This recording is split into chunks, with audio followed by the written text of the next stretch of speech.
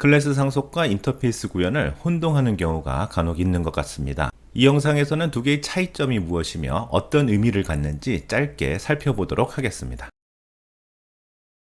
결론적으로 클래스 상속은 이서 관계를, 인터페이스 구현은 캔두 관계를 나타냅니다. 클래스가 상속을 받으면 부모 클래스로부터 코드를 물려받게 됩니다. 이는 마치 유전 형질을 물려받은 것처럼 두 클래스 사이의 연관성을 깊게 합니다. 예를 들면 버튼을 상속한 클래스는 마찬가지로 버튼으로 인식됩니다. 반면에 인터페이스 구현은 마치 후천적으로 획득한 형질처럼 작동합니다. 상속은 두 클래스가 같은 종류인 것을 표현하는 데 사용하고요. 인터페이스는 대상 클래스가 어떤 것을 할 수 있는지 표현하는 데 사용합니다.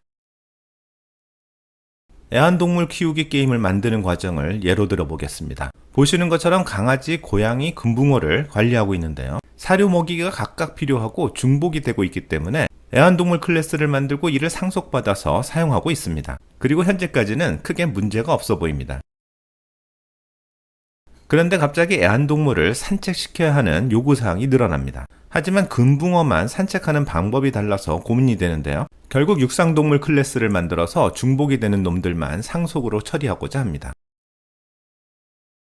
이번에 또 다른 요구사항이 추가되었는데요. 오리가 애완동물로 추가되었습니다. 오리는 기어다니기도 하고 헤엄칠 수도 있기 때문에 문제가 발생하고 있는데요. 대부분의 언어에서는 다중상속이 되지 않는 데다가 다중상속은 보다 신중하게 사용할 필요가 있기 때문입니다.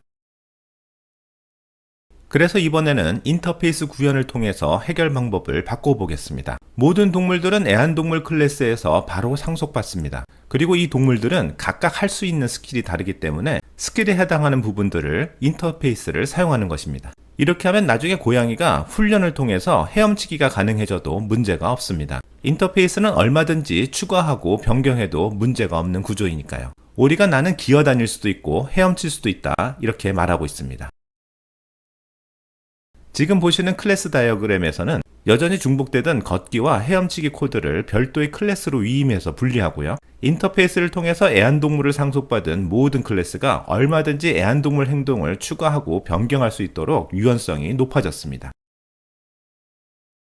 정리해 보겠습니다. 코드 공유가 필요한 경우에는, 즉 어떤 행위를 물려받아야 하는 경우에는 클래스 상속을 사용하게 됩니다. 하지만 이것도 위임을 통해서 상속을 피할 수 있으면 피하는 것이 좋을 때가 많습니다. 객체가 할 수 있는 행위의 종류가 상황에 따라서 변할 때는 인터페이스를 우선적으로 고려해야 합니다. 상속은 유전 형질을 이어받는 것과 같은 효과가 있는 반면에 인터페이스 구현은 이것저것 교체하고 장착할 수 있는 아이템과 같습니다. 그래서 우리는 상황에 맞춰서 선택을 해야 하는데요. 불행하게도 클래스 상속과 인터페이스 구현 중 어느 것을 선택할지에 대한 절대적인 기준은 없습니다. 그 기준은 해당 관계가 이스어 관계인가 캔두 관계인가를 보고 상황에 따라서 최선의 결정을 내려야 합니다. 정답은 없지만 많은 사람들에게 공감을 받을 수 있는 가장 아름다운 해법을 찾으려고 노력해야 합니다. 그러기 위해서는 다양한 경험이 필요할 것입니다. 추상 클래스 상속 등 마무리해야 될 이야기가 많이 남았지만 이번 영상은 여기까지 마무리하고 저는 다음 영상에서 뵙겠습니다.